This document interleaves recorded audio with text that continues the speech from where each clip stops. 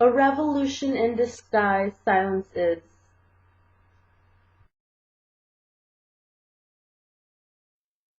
To the majority of the world, silence is to be in a state of tranquility, peaceful, almost still.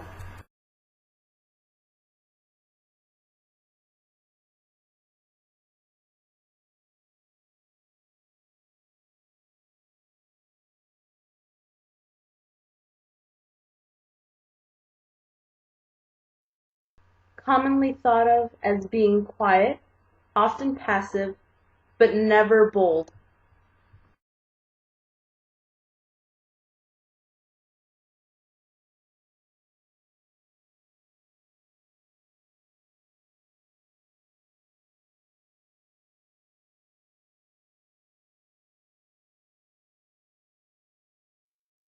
The act of not speaking is usually perceived as one not taking initiative towards a matter, lacking social skills, or being afraid of society's judgment, but is never viewed as being one's own personal choice. It is the harp.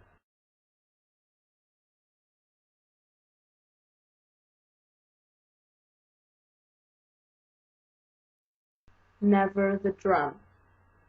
To withhold from speaking and embrace silence is to embrace power and embrace change, to become the drum, leaving behind the harp.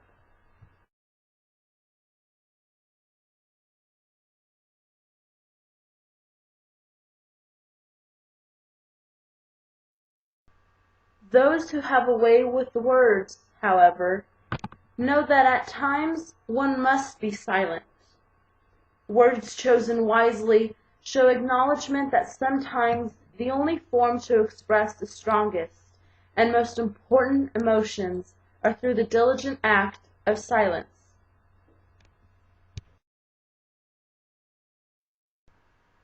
For it is silence that can never be misquoted, the element in which all great things fabricate themselves.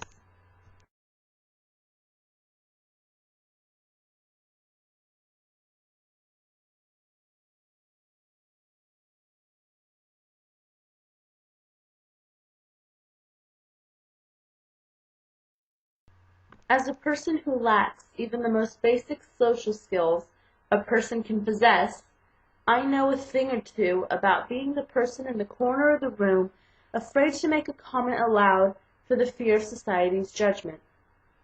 It is with this fear of being judged and being quiet that I have unveiled a completely new layer and depth to the word silence.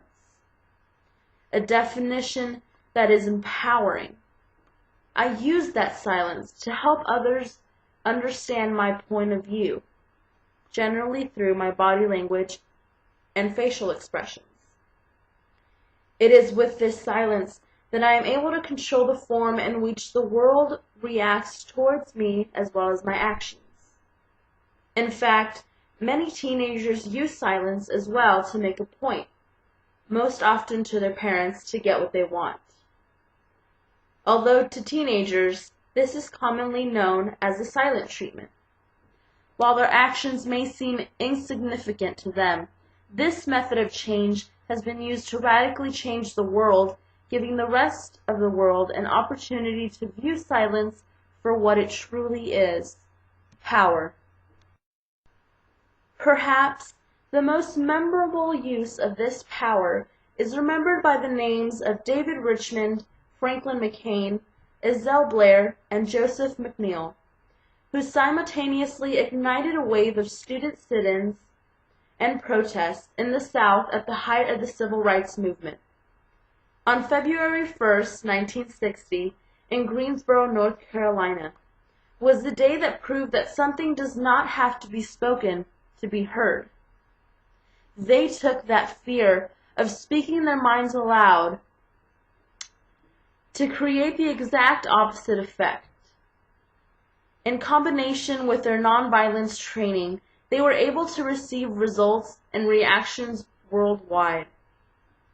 Those students continued to sit in those diners days upon days, taking racist comments and harassment while having to remain tolerant and quiet, though never remaining silent. While their lips remained shut and were literally quiet, their actions were loud, bold, and were heard nationwide. The spark had ignited a fire that was undeniable. The students that took part in the sit-ins and protests, in combination with the latest social media, was able to inform the rest of the United States, along with the world, just how unfair and prejudiced the South was. A more modern example of this silence being used to change the world is through the National Day of Silence, an annual day of action by GLSEN, the Gay, Lesbian, and Straight Education Network, to help protest the bullying and harassment of lesbian, gay, bisexual, and transgender students, as well as their supporters. Students take a day-long vow of silence to symbolically represent the silencing of the LGBT students and their supporters.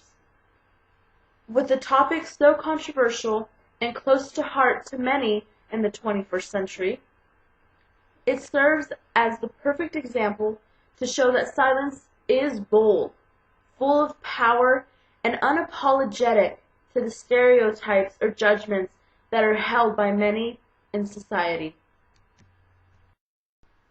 A revolution in disguise silence is. A quiet but detectable movement has led to change in the United States along with the rest of the world, proving that it was never the harp, but in fact the drum of the world all along, proving for once and for all that just because something isn't spoken does not mean it is not heard.